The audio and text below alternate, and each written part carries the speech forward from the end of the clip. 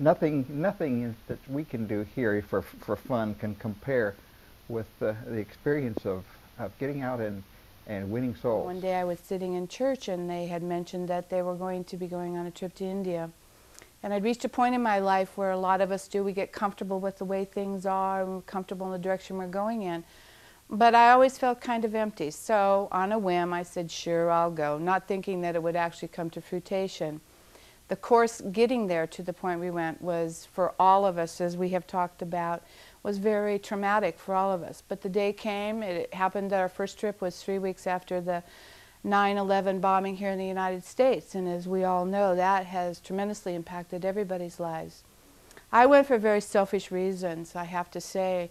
I'm sorry, Lord, but I didn't go thinking I would really alter anybody's life. Once I was there, though, I was stunned how simple their life was, how they had a craving to know about the Lord to a depth that I had never had. And I felt very shallow, and I felt very incompetent.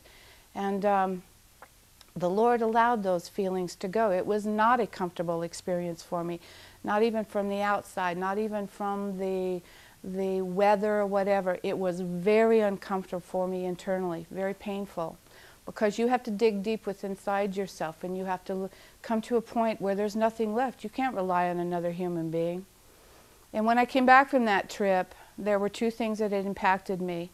I did not want to go back to the old lifestyle. I wanted to go again, and my motives were better. I wanted to really work for the Lord.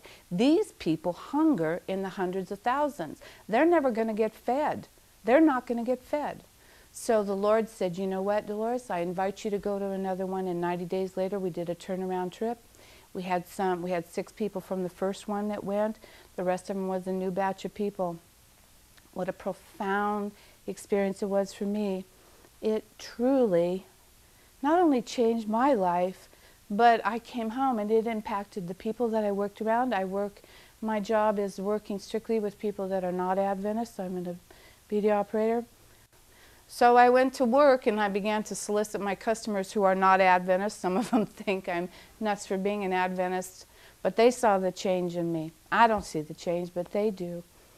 But I came back from the second one and made a definite decision, and I see the Lord working in that. I began to empty myself of things that are of worldly value. I don't need this anymore. I don't need this anymore. I only have, as I said to you, so many resources left. I'm sorry, God, I wasted a lot of my life not working for you. I wasted a lot of my money, a lot of my energies, and I am so sorry that I did that. And so at this time in my life, the Lord said, now you're workable. Now I can do something with you. And He allowed me to go right down to the bowels of hell. That's how I call it. So at this time that you're videoing this is what's going on in my personal life. I have downsized my life enough to where I'm hoping to give up one, if not both, of my jobs and work totally for the Lord. There is only so much time left. There's only so much money. And I want to be able to stand in front of the Lord someday and Him say, good job, you did a good job.